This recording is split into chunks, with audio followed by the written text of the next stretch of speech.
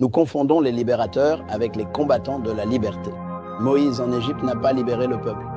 Il était un libérateur du peuple. Le libérateur, c'est simplement quelqu'un qui les sort de l'esclavage et les place dans le désert. Il les sort de l'esclavage physique.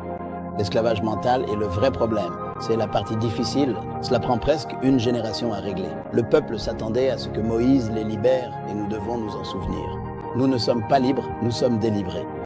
L'oppresseur est toujours là. Il n'a plus de contrôle physique sur nous, mais il a encore une emprise mentale sur nous. Et c'est pourquoi la délivrance est une période très difficile. Parce que vous êtes sortis d'Égypte, mais l'Égypte n'est pas sortie de vous.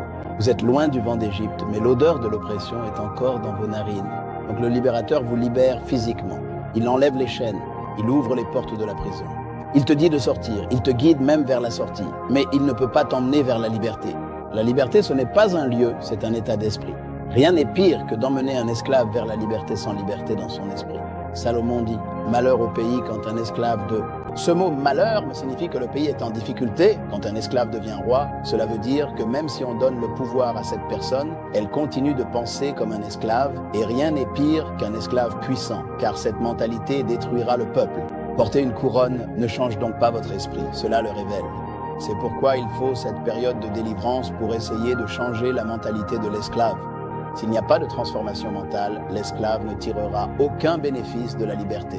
C'est probablement pourquoi, lorsque vous lisez l'histoire de Moïse et des enfants d'Israël, vous découvrez que tous ceux qui sont sortis d'Égypte sont morts dans le désert. Dieu leur a refusé l'entrée en disant « Vous n'entrerez pas dans le pays car vous n'avez pas changé de mentalité ».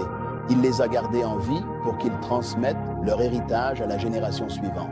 Après 40 ans, leurs enfants nés, Dieu a enterré les parents. Josué, par conséquent, est toujours un symbole de jeunesse. Et il a une vision très claire de l'avenir, mais il a aussi une appréciation du passé.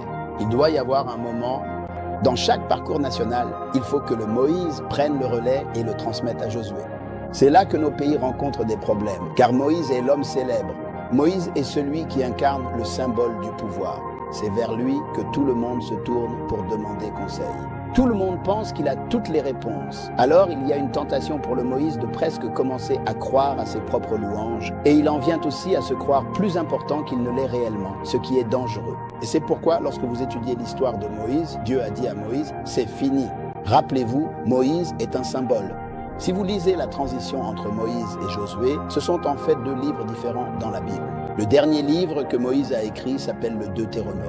Dans son dernier chapitre, il est écrit « Et Moïse mourut ».